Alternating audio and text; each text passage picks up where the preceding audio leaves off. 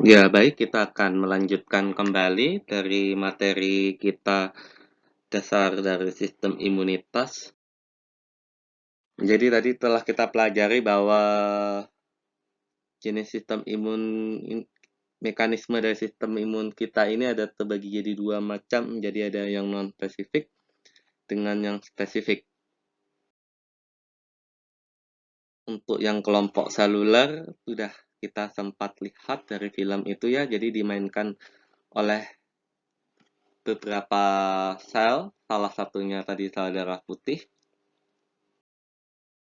Kemudian, nah ini ada beberapa kartun dari.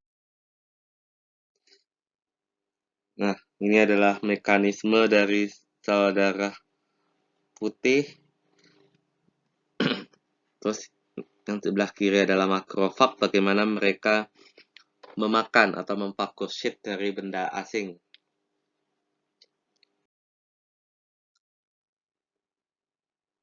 Ini yang tadi kita sudah bahas sebelumnya. Suatu benda asing yang utuh ini akan ditelan dan dimakan, difagosit dan dihancurkan sehingga menjadi potongan-potongan atau fragmen yang kita kenal nama lainnya adalah. Nah, kalau kita melihat pada pada proses fagosit, ternyata makrofag juga akan melepaskan beberapa molekul mediator yang mencetuskan nantinya ke inflamasi. Nah, ada jenis macam-macam ya, salah satunya ada TNF dan IL, interleukin. Ada yang nantinya menghasilkan dari protein fase akut, juga mempengaruhi dari sel T, kemudian mengaktifkan limfosit, kemudian rekrut banyak ya, jadi polimorf nuklear, kemudian mengaktifkan dari endotel dari pembuluh darah, kemudian mengaktifkan monosit dan limfosit. Nah, inilah yang nantinya menuju ke sel T dan.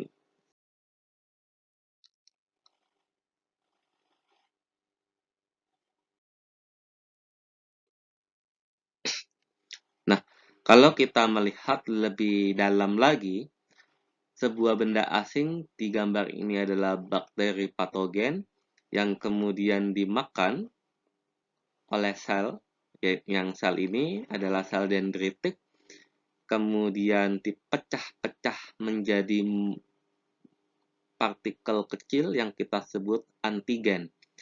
Di dalam sel dendritik, antigen akan bergabung dengan molekul MHC. Di sini ada MHC2 yang nantinya akan dikeluarkan dan direpresentasikan ke permukaan sel dari dendritik sel. Dalam proses ini kita kenal sebagai antigen presenting cell atau APC. Nah, ini antigen presenting cell atau APC yang dapat bertindak untuk mempresentasikan antigen. Ini adalah sel dendritik, makrofag, serta sel B. Nah, untuk lebih sederhananya kita fokuskan ke sel makrofag. Setelah diproses, nantinya seperti yang telah dijelaskan di gambar berikut bahwa antigen akan bersama dengan molekul MHC akan menempel di permukaan dan akan nantinya dipresentasikan kepada sel T. Apakah molekul MHC? Jadi MHC sendiri adalah molekul protein yang mempresentasikan antigen ke permukaan sel, yaitu dalam hal ini sebagai contoh dalam gambar adalah sel T. Jadi pastinya akan ditemukan sekitar 50.000 sampai 100.000 molekul MHC pada permukaan sel. Maka untuk manusia, molekul MHC ini disebut HLA. Nah, kita akan melihat lagi gambar sebelah kanan, jadi antigen. Jadi ini harusnya benda asing ya, jadi benda asing utuh, kemudian diproses, dipagosit, dimakan, menjadi pecahan-pecahan kecil yang disebut antigen, kemudian antigen bersama dengan MHC kelas 2 di dalam sel ini nanti akan keluar dan menempel di permukaan sel, yang nantinya antigen tersebut akan dipresentasikan kepada sel T. Bisa diibaratkan atau disederhanakan, APC itu ibarat seperti kalau kita kedatangan tamu, Bapak Ibu rekan. Kita menyajikan sebuah minuman, tentu kita akan membawa baki. Nah, Bapak Ibu bisa membayangkan atau mengimajinasi bahwa antigen itu adalah gelas yang berisikan minuman, MHC adalah bakinya. Dan sel APC-nya, yaitu sebagai contoh sel makrofag, itu adalah kita sendiri. Nah, sel T ini adalah tamu kita.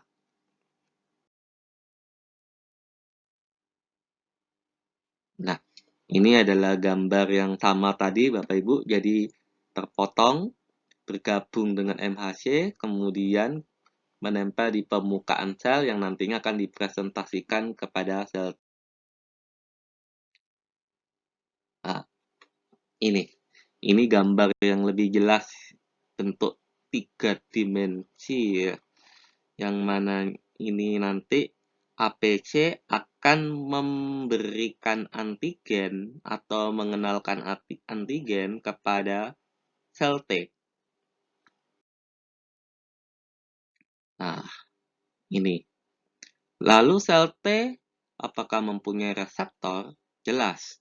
Kalau kita lihat gambar di sebelah kanan, paling kanan, kita melihat ada bola-bola kecil yang bisa kita sebut antigen yang dipegang oleh MHC, kemudian dipresentasikan kepada sel T, maka bagian dari sel T yang berfungsi untuk mengenal antigen yang dibawa oleh APC kita sebut sebagai TCR atau T-cell receptor. Apa yang akan terjadi pada kemudiannya? Nah, sel T ini nanti akan bekerja memberikan efek kepada sel fagosit supaya lebih aktif lagi mengkontrol benda patogen. Jadi ini bermain di respon imun seluler. Bersamaan juga sel T juga akan mengaktifkan sel B. Nah, sel B ini nantinya lah yang akan menghasilkan antibodi dan membelah diri menjadi sel B memori. Nah, ini adalah reseptor Bapak Ibu dan rekan. Jadi untuk sel T ada T-cell reseptor dan B jelas akan menerima dari sel T adalah B-cell reseptor. Kalau dilihat dari strukturnya, kalau kita kembali ke pelajaran biologi sel, maka sel reseptor ini merupakan protein integral karena jelas tertanam di permukaan sel.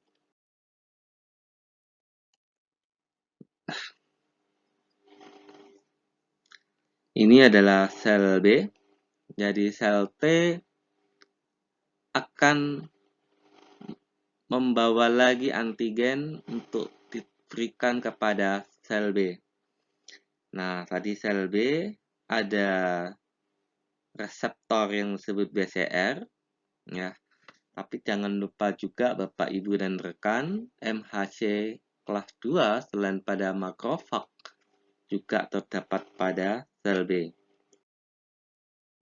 Nah, sel B inilah nantinya yang akan aktif, akan berkembang menjadi dua macam sel, yaitu sel plasma dan kemudian sel memori. Sel plasma ini nantinya akan menjadi antibodi, sedangkan sel memori ini yang nantinya akan digunakan pada saat terjadi infeksi yang serupa lagi, yaitu respon sekunder, infeksi sekunder, supaya nanti lebih cepat, tidak lama-lama menghasilkan antibodi karena sel memori sudah mengenal antigen dari benda. Nah, pada akhirnya ini adalah sel plasma, bukan sel memori, Bapak Ibu. Jadi ini sel plasma tadi yang nantinya akan memproduksi banyak antibodi. Kalau di sini dijelaskan antibodi ini apakah sama dengan antigennya. Jadi struktur dari antibodi akan bersifat spesifik terhadap struktur antigen. Itulah kenapa pada kajian mekanisme ini disebut sistem imun spesifik, karena jelas ada spesifik. Kalau kita melihat gambar di sebelah kiri, antigen ini ada yang memiliki bentuk yang bermacam-macam. Ada yang berbentuk setengah bulat, ada yang berbentuk segitiga terbalik, ya, ada yang berbentuk model trapesium. Nah, ternyata dari antigen binding site dari antibodi yang mengikat antigen ternyata bentuknya berbeda, menyesuaikan dengan struktur dari antigen. Kalau kita lihat di sebelah kanan, perbedaan warna. Nah, ketika ada dua virus, yang ini diberi warna biru, ini warna oranye, tentulah antibodinya berbeda, jadi tidak sama.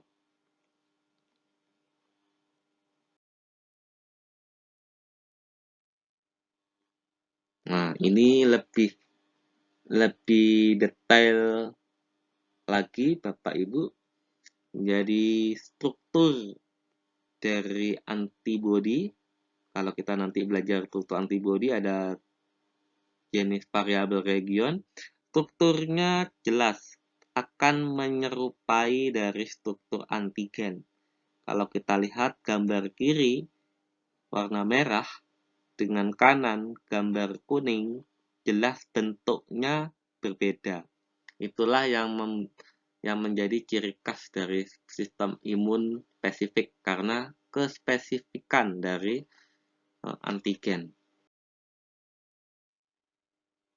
Nah, ini antigen, bagian dari antigen yang lebih spesifik lagi kita sebut epitop.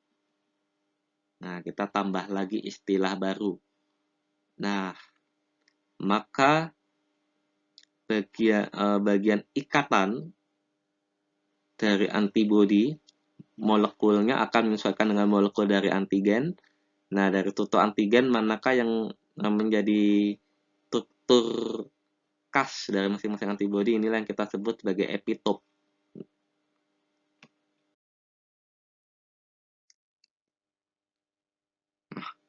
Barulah setelah antibodi dikeluarkan, maka antibodi tersebut dapat mengatasi benda-benda asing yang masih belum bisa dihancurkan. Bisa juga antibodi ini bekerja secara mandiri untuk mengikat, tapi ada juga antibodi yang bekerja sama dengan sel, supaya selnya lebih kuat atau lebih afinitasnya lebih kuat lagi untuk bisa menghancurkan benda asing, atau antibodi ini berkumpul banyak, biasanya antibodi imunoglobulin M, ya, yang biasanya jarinya ada 5, Bapak Ibu. Nah, ini karena mampu mengikat banyak antigen benda asing, sehingga ada yang istilahnya menyebutkan menggumpalkan atau membuat sebuah bentukan memadat, sehingga akhirnya dapat mengefektifkan sel fagosit untuk menghancurkan lebih banyak daripada menghancurkan satu persatu. Lebih baik menghancurkan banyak. Nah, untuk membuat banyak ini juga menggunakan peran dari antibodi itu sendiri. Baik, Bapak Ibu, memang secara umum sistem imun masih sangat banyak, tapi untuk sesi kali ini saya memberikan dasar-dasarnya lebih dulu sebelum nanti kita akan membahas yang lebih detail, lebih dalam di edisi di waktu yang mendatang. Baik, terima kasih Bapak Ibu, adik-adik dan rekan. Semoga perkenalan perjalanan mekanisme imunitas ini boleh menjadi sesuatu yang lebih mudah dipahami, dimengerti, sehingga nantinya lebih siap lagi menerima berbagai istilah baru, teori baru, mekanisme yang baru. Terima kasih atas waktunya, semoga bermanfaat.